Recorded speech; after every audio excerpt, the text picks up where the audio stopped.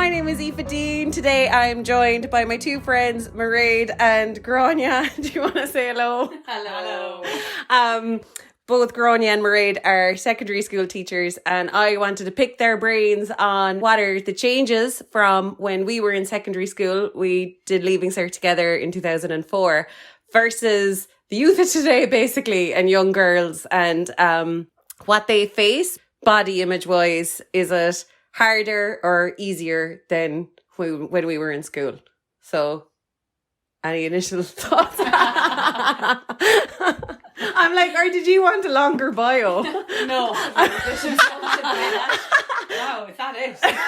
Qualifications. I know. What's the first thing that springs to mind? It's definitely social media, isn't it? You know, Yeah. That has changed everything for them. We were very lucky. I think we grew up without it. And, you know, you'd be 2 weeks later when the disposable camera was developed and you come in and you see how probably diabolical you looked on the night out. But still at the time, we thought we looked class. So. And you kind of wanted the ugly, funny ones. Well, there was now, some ugly, funny now ones. They're brilliant. Legendary now. Yeah. But whereas now they're all deleted. They're instantly all deleted. And there's just a bit more consciousness of their image. Yeah. Totally. On a day-to-day basis, everything. Totally. I do the social media for the school, so there's a lot of photo taking opportunities for the kids, but like they're so hyper aware of how to pose, where they should be in a friend group. Like everybody just slots into the position they're supposed to be in, and they can go from like laughing, joking, talking to just instantly like Zoolander pose. Yeah, and it's bang silent. on. Yeah. And it's perfect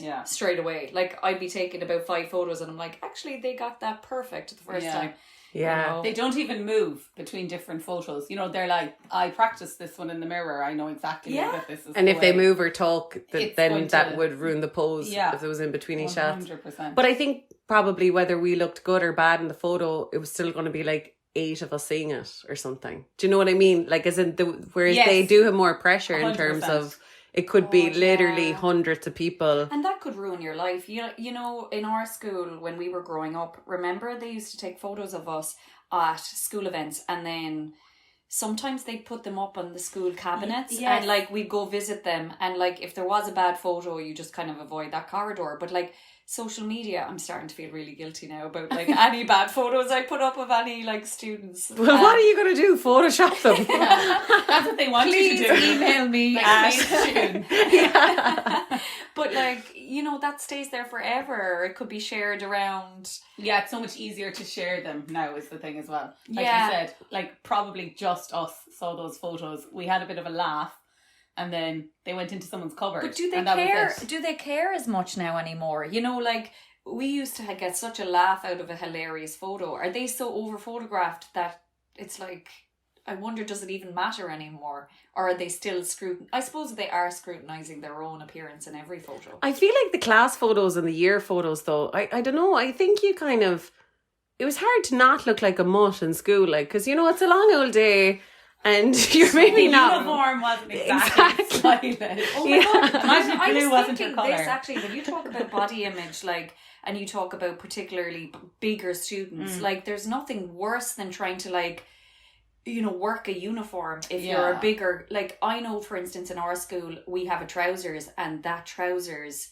I know we give out about skirts, but like trousers are nearly worse for girls that are, sometimes the fit is just shocking, awful. But also the moms have something to do with that, because I remember going into first year and I'd say mom bought me size 22 being like you grow into it by the time you're, you know what I mean? So it's like money saving as well. The whole rolling up, remember we used to all roll up the skirts, and it was like that, it just kind of looked dodgier. My skirt rolled up than I did of actual skirt. Yeah. Like there was an actual bulge spare tire and like my you have to midriff. do it, because I remember there was a girl in our year who didn't roll her skirt and it was below her knee, and we were walking like as first years past Leaving Certs, and one of them turned to her and was like, hey, don't trip on that long skirt, and we were like oh my God, the Leaving Certs have spoken to us and it was not good. So, for context, our skirts were like short knee-length skirts, not like the ones they wear down to the floor. No, but they were, I'd say they were were 2 inches above the knee, maybe, well, I think or that's 3. what we were allowed, but I remember mine came and it was like just hitting below my kneecap, I'd say.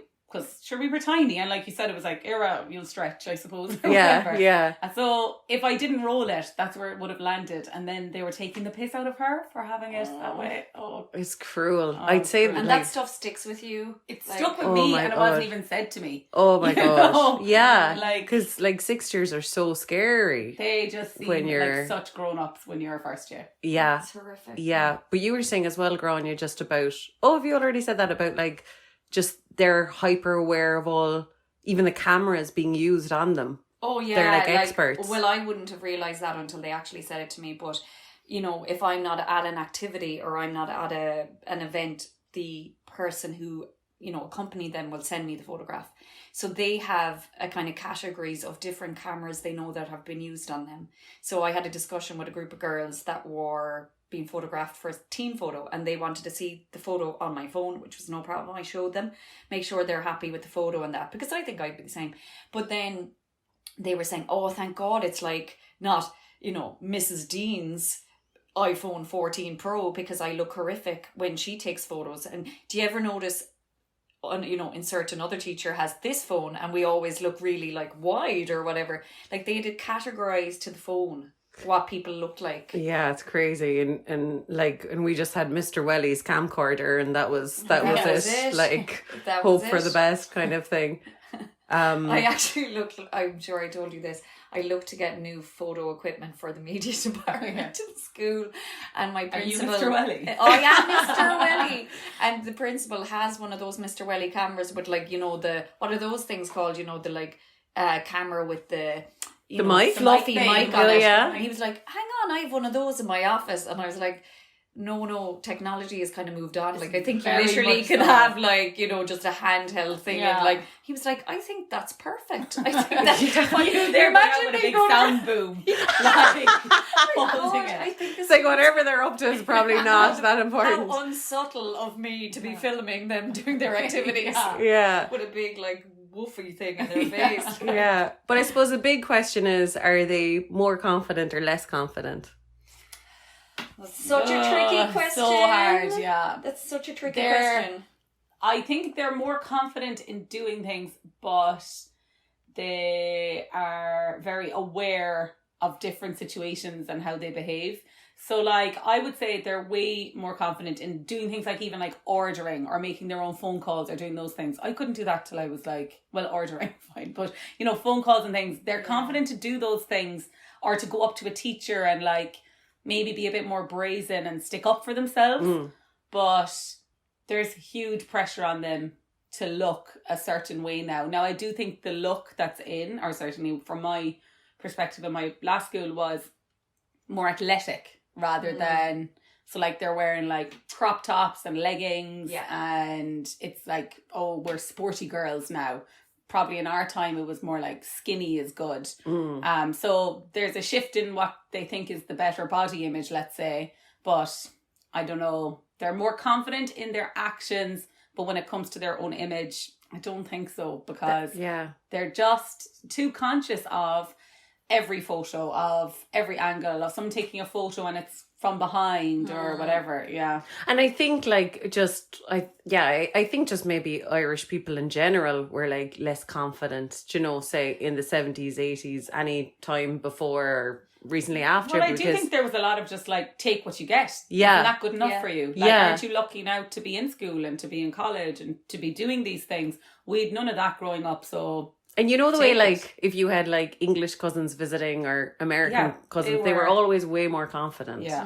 Do you know? I don't know, I think a big thing that I've noticed, I don't know if you've noticed this, Mairéad, is the awareness around their eating.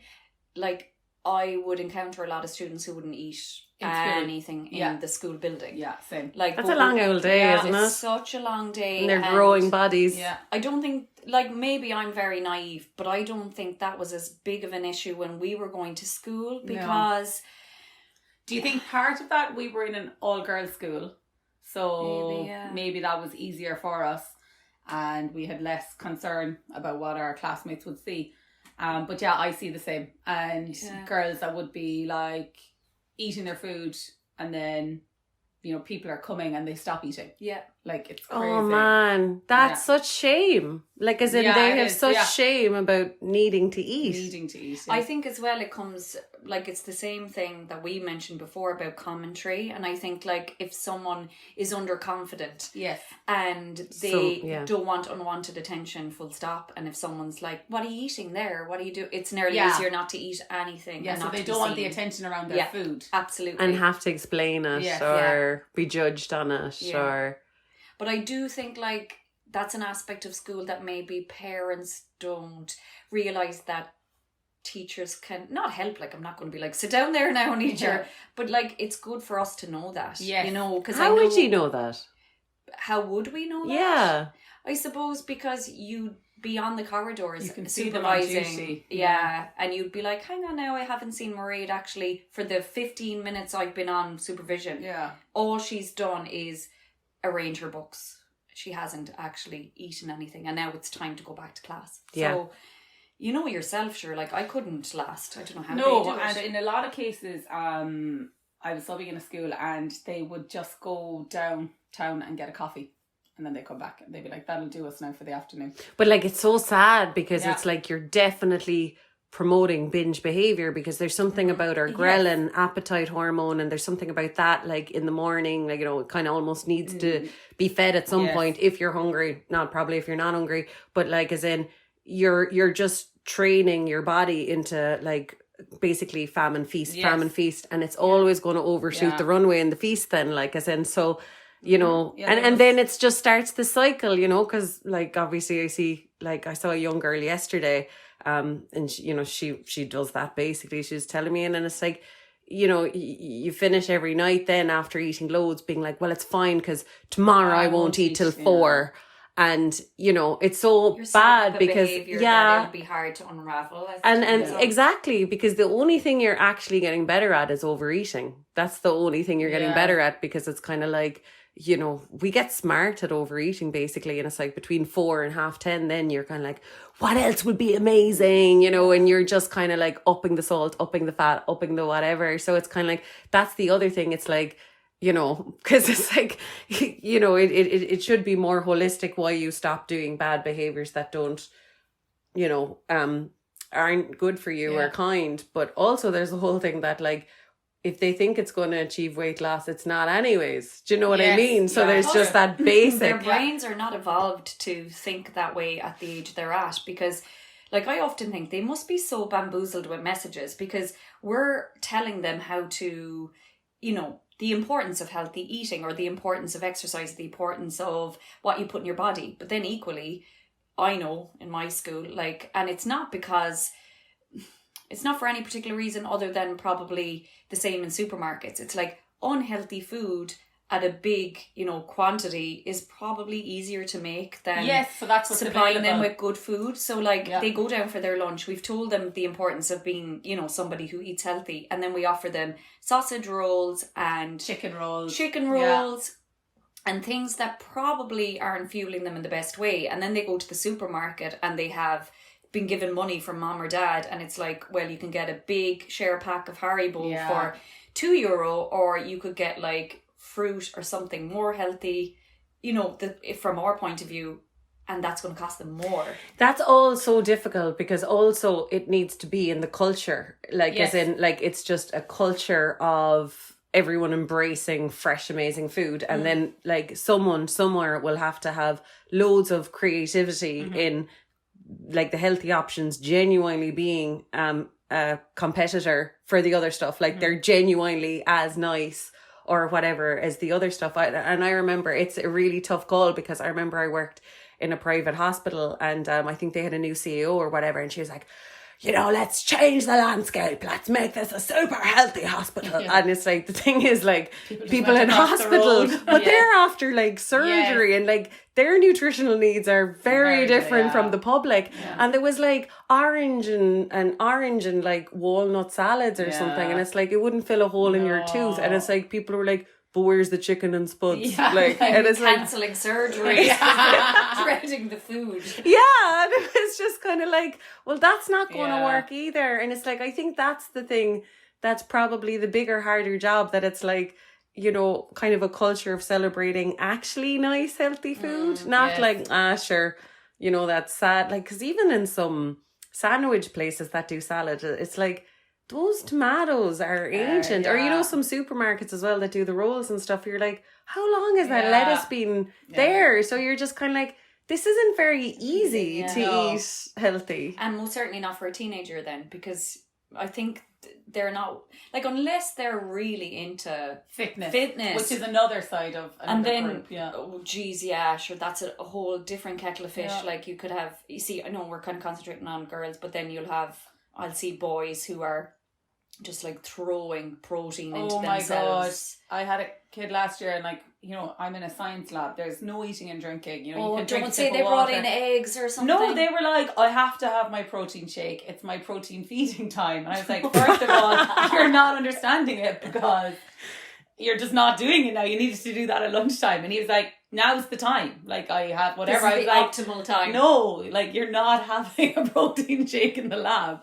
Then he tried to go to the toilet. Like, it became a big rigmarole. And you're like, just wait until after school or lunch or whatever. And like, it's the loudest thing ever. So it's like, oh, you know, he's shaking it. Ball in he's shaking the ball in the class. It was actually really funny in the end. But like, sure, I had to confiscate it. It was just sitting on my desk for the whole lesson. But it's also such a misunderstanding, because because I remember thinking about that. That was my understanding of physiology as well, being kind of like your body almost being like, well, I was going to let you lose weight, but now because you had that, you're not. Yeah, and you know, almost you didn't have like, that at exactly the perfect time. Exactly. You're done. It was like I was going exactly. Yeah. I was going to build you some muscle, but because you didn't have it at 11:30, you know, it's just, and it's your teacher's fault. Yeah, I can totally imagine then though a culture of like, you're stopping me from, you know, reaching my goal. Yeah, and it is a confusing message where it's like, okay, I want you to eat adequate protein. You want to build your muscle. You're going to the gym after school or whatever,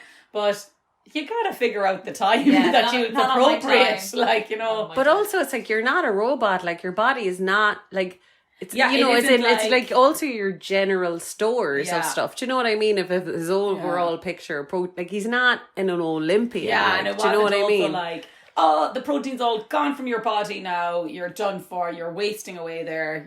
I'm telling you, I think protein bars are the thing I hate the most. Maybe in life, because they come up so often in work. And even like, I had a client yesterday and she was kind of saying, you know, you'd be driving up to Dublin and you'd be, you know, taking some exit for a filling station, and she used to be like hyping herself up, like, you're going to go in there and you're going to walk past that food and you're not going to have any of it and you're going to get your protein bar and you're going to be so proud of yourself. And it was like all this pressure, like the entire drive to Dublin was kind of like, you know, you will be so happy if you get the protein bar or whatever. And then it's just like, I really honestly think that, like, at least Galaxy and Dairy Milk are honest. They're like, we're just delicious. Yeah, exactly. they're like, we're not looking out for your health. We are a tasty processed food. It's a treat. And then it's like the protein bars are like beyond processed, like full of sweetener. I don't think most people realize it's like, you're popping 4 boiled eggs with a cup of coffee. Like, as in, you would not be eating 4 boiled eggs. An egg into your coffee. No. The yolk could really ruin it. But it's kind of like, that's what it is. Most of them are like 3 to 4 eggs worth of protein. And it's kind of like, as if your body needs that. Like, as if. So it's kind of like, there's just such a misunderstanding. And it's all back to the whole thing that it's like, your weight isn't lower because there's something missing in your diet. And it's kind of like, that's like saying, you know, I'm, you know, to get colder, I need to wear more jumpers. Like, it's like, it's generally not that. And like, as far as I know, in terms of like nutritional surveys and stuff, we're doing okay for protein, actually. Like, people are, you know what I mean? We're actually probably eating too much of it. Like, you know, because it's meant to be kind of 2 palm-sized kind of pieces of meat or whatever a day. And like 2 match boxes of cheese. It's teeny, like, actually. So I think we're definitely all having more than that. Not to worry, like. If you're struggling with your eating or your weight and you really need help, but you can't sign up to my one-to-one program, maybe look into my group classes. I'm doing them online and you'll find all the information on my website, happyweight.ie. Gráinne, what was your answer about the overall confidence? Like, the overall well, I don't know. I have kind of mixed feelings, because then, like, you also see, if you were to compare it to us, like, I think they have way better role models to be as confident as they want to be in the shape that they are. Because there's Yes, everyone's famous. that's Like true. there's a lot of famous Yeah, people of it's a like lot of just different pick your shapes and sizes. genre of person you admire and go with that. And, you know, there's always going to be someone. But I think the problem is, like, where do you draw the line? As in, you're still going to get the messages from all the other types of people that want you to look, not want you to look like them, but your brain is telling you, should I look like them? There's a lot of girls that look that shape. And I know there's like people like Lizzo and all these amazing people who are like, embrace your body, whatever size. But do you see enough people like that? Or do you see enough of that messaging in a positive way? I think so much of it when you're a teenager as well is like so hormone driven, because they're like, but all the boys like that girl. Yeah. And what has she got that I don't have? Or all the girls, or whatever you're interested in. You know, like there's that aspect of it too, that like it's nearly hard to remember feeling so driven by, oh, I hope the boys like me. It's so, because even, you know, if you're ever in Cork on what's their student night? Is it Thursday night? Thursdays. And you're just like, it's pouring rain and they're in a little bandage dress and heels, and you're like, we probably did similar. But now it's like, why would you do that? Like, where's your like jacket? that is so uncomfortable looking and all the rest of it. But like, it's also, you know, because then you grow up and you're like appealing to a teenage boy's like version of a perfect woman is a dangerous territory. Because I saw a little video on this as well yesterday. It's like you probably are then, like, if you had the money or something, you'd probably get like breast implants, huge lips, like all of this stuff. And then the other side of it is like, you know, you hear so much men being like, natural is pretty nice, you know, or authentic, or all those other things. Wrecking when you're at an age where you can't just maybe be comfortable with accepting your, you know, your appearance. You're trying to fit into a certain image. Yeah. And you're getting all these mixed messages, because like you say, a lot of men would be like, oh, I like the kind of you know, athletic look and like big bum and big lips and maybe, you know, the big eyelashes and all that kind of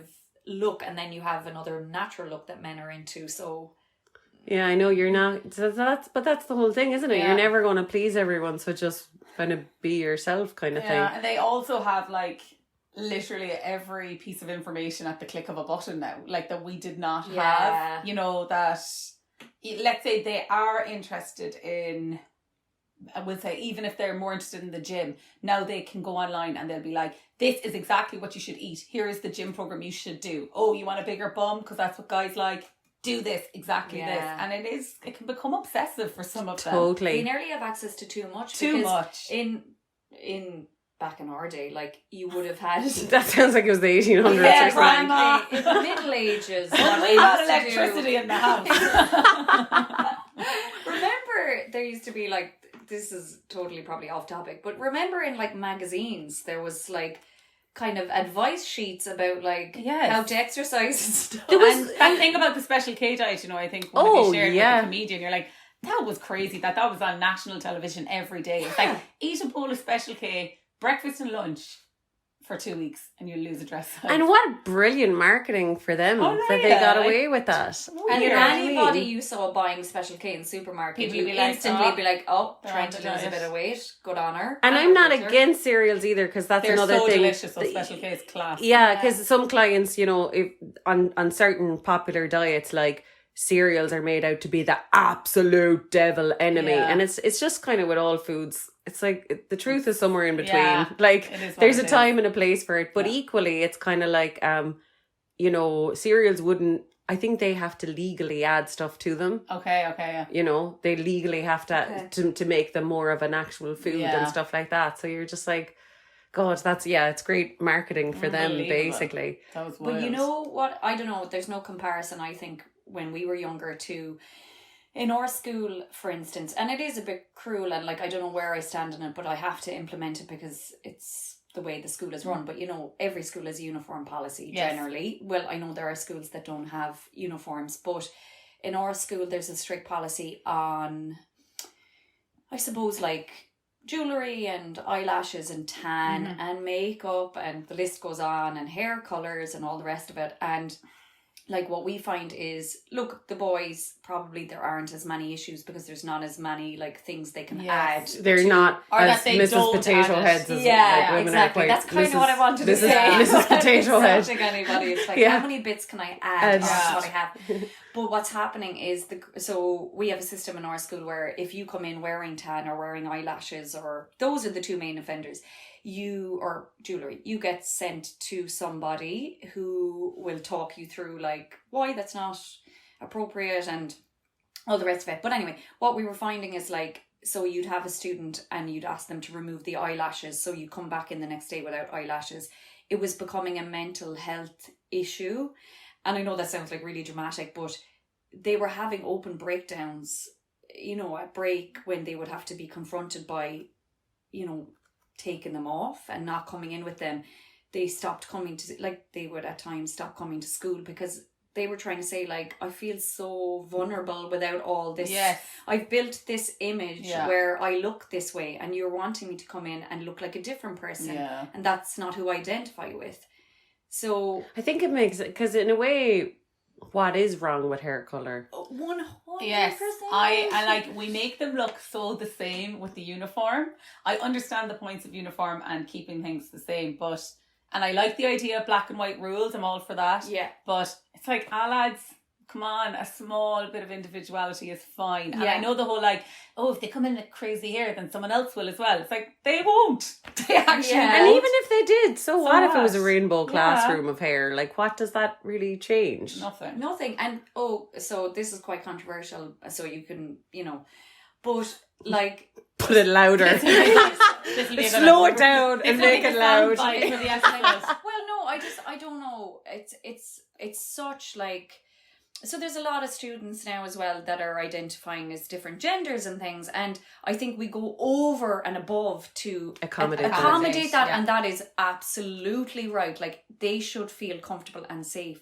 But then I'm like, well, if somebody feels comfortable and safe wearing or having pink hair or Yes. having Or displaying their personality in that way. like we have people from different ethnic backgrounds, and if somebody from an ethnic background wants to have their hair in dreadlocks, we do not question it.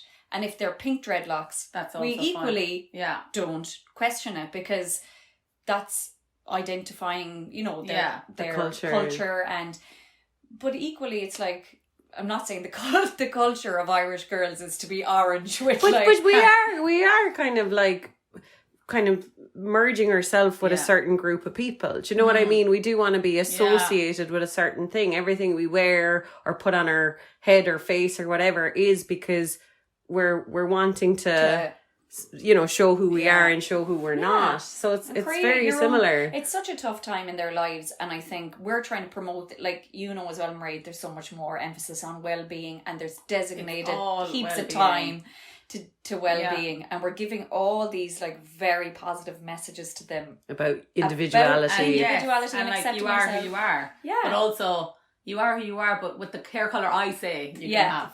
So Yeah. I think it's like something that maybe schools, or I don't know, there has to be a little bit of leeway or a little bit of...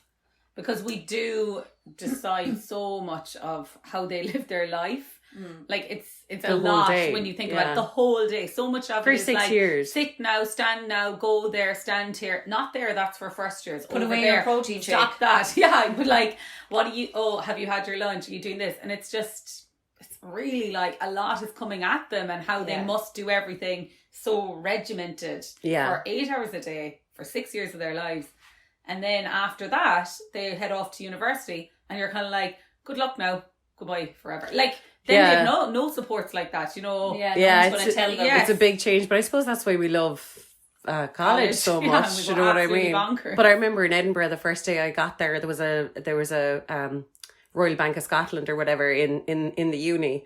And I went there, and there was something like I'd forgotten something absolutely vital or whatever. Yeah. And you're just like, who let me out? Yeah. Like, who thought I could do this? What were they thinking? First flight back to Cork, please. Yeah, exactly. Mommy. Yeah.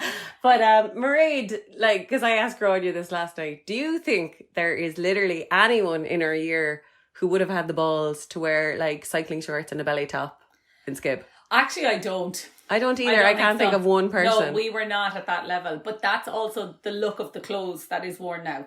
So like our equivalent was low cut O'Neill's or jeans and a string top with some belly hanging out, but like not the bra cut crop top and the cycle shorts. Like they must be cold. I don't understand.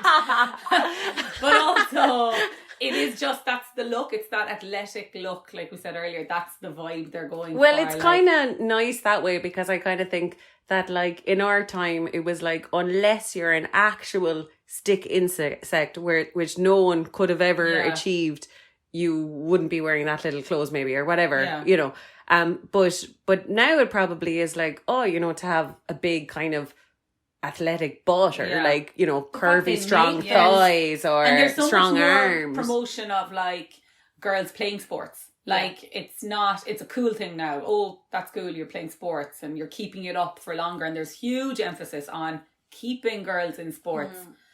So that's obviously also promoting that idea. And do you find, like, because you'd be more involved with the sports side of it, like, do you find those girls who are sporty or probably pay less attention to They pay way less attention to all the other things. Like, they, not like that they're like dirty or anything, but like, you know, they don't really have their nails done, or they don't wear, sometimes they'll have fake eyelashes on. One of the girls from football was going to the Debs, so she got her eyelashes done, but like everyone was like, whoa, you know, it was so different, a different thing to have. Like it isn't the norm for them at all, and they can't have long nails, and they do have a lot of piercings on their ears, in fairness, I would say, but they all have to be removed for matches. So yeah, it's interesting, but I do think that the football girls are way less conscious of it. Their body is for sport, but it's kind of like, I would imagine that any interest, any drive is maybe, and this goes for us as well, I think,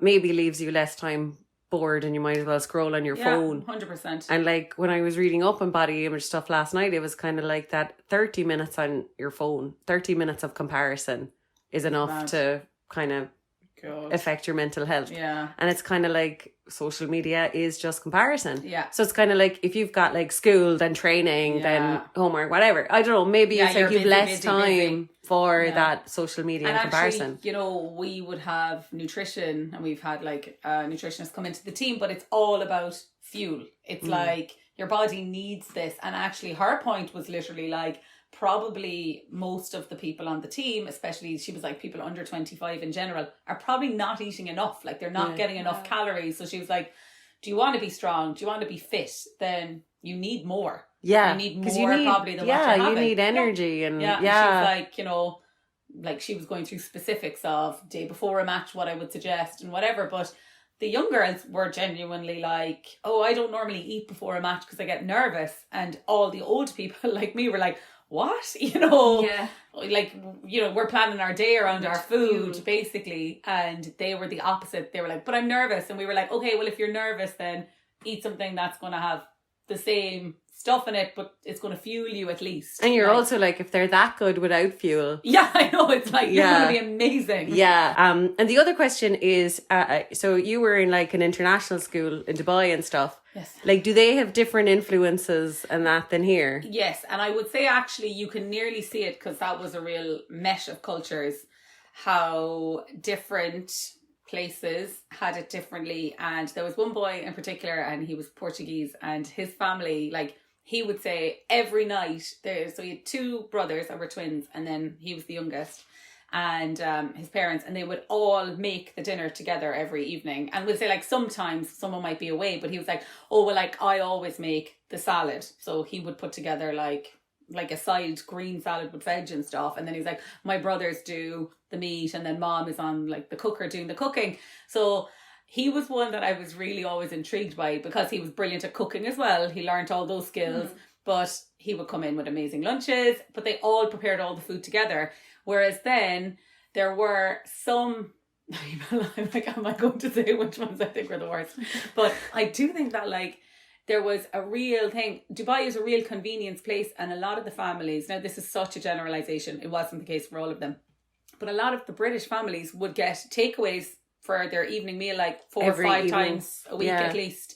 And like, that was really alarming to me because there's no takeaways available where I live anyway in West Cork. But also that it was like, you know, it's just really, like, you can't enjoy it every day, I don't think. Yeah. It just becomes like everything starts tasting the same. But there was loads of, like, there was just some families, and it was more families, I guess, but I did notice trends in that way. But some cultures and countries had a real homely, the kids are bringing in their lunches. Oh, that's so and nice. Others were much more on the buy whatever you want, here's the convenience. And like, it was the same in our canteen where you'd see some like year 7, which is like 6th class age, and they'd be eating, we had these giant cookies and they'd have 2 of them rather than buying like the hot dinner that was there. Yep.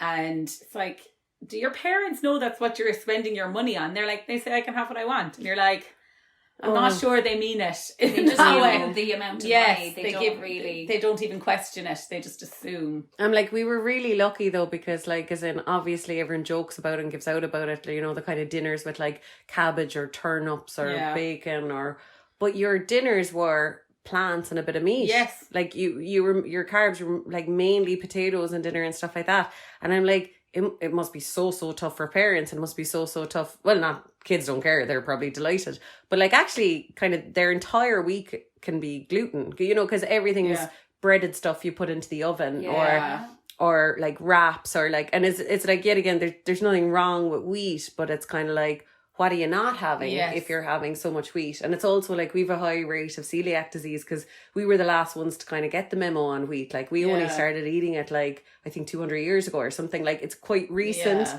So a lot of us aren't evolved to have tons of it. And I'm like, we were very lucky because we were there, like, you know, like as in, I barely eat potatoes now because I think I'm so sick of them from our upbringing. I know, but like, as in, I think most people do. Yeah. And like, yeah, I love them in some forms, but I think we were lucky that way, you know. But yeah, any final thoughts? Anything we haven't covered in regard? I think it does all come down to comparison though, doesn't it? 100%. Oh yeah. And it's gross in a way, because it's like, you know, even when, and this is the sad thing, right? You know, when you're in secondary school, and we definitely were comparing in our own little tiny secondary school. Although I'm like, I don't remember any of us talking about it ever at all. Not really. Like, it wasn't, I don't know. I suppose not. So I suppose our comparison would have been to magazines and things. Oh, yeah. And they used to give like heights and weights of celebrities. Yes.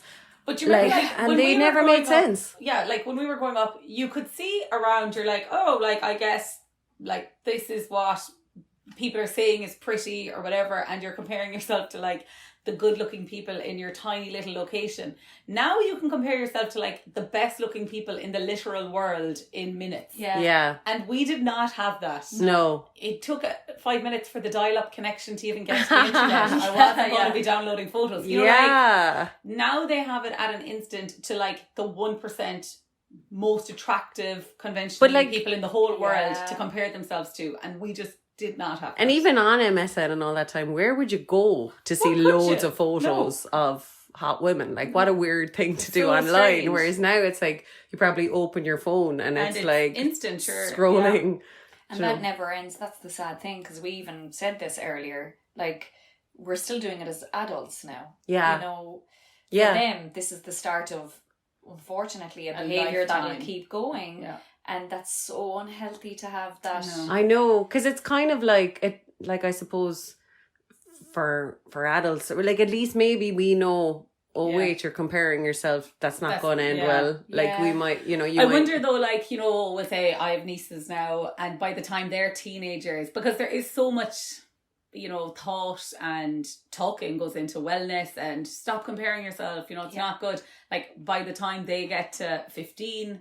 Is there going to be another change? Like, I don't know. I think I actually think it's on us. I think it's on us as the adults to, like, we have a bigger role than just educators. Like, we have to prepare them more. Yeah. Because I think, like, and to be positive role models as well. Like, not to be, you know, doing the very same thing or going down to the canteen and getting the sausage rolls with them. Yeah. Like, if that's not what we're promoting, we have to show them. And it's just kind of like, your diet is never going to look like anyone else's. Like, as in, weight doesn't even come into that. It's kind of like the foods that fill up your slim sister might make you hungry. Like, as in, you know, I see it all the time with clients. Like, some people just run very well on fats, and some people run very well on proteins, and some people like fruits and sugars. Really, kind of, their body just like reacts very, very different to other clients on those foods. So it's kind of like, basically, if you're trying to drive and become the best driver, and you're looking in the car next to you, seeing how they're driving, your driving is inevitably getting worse. And it's kind of like,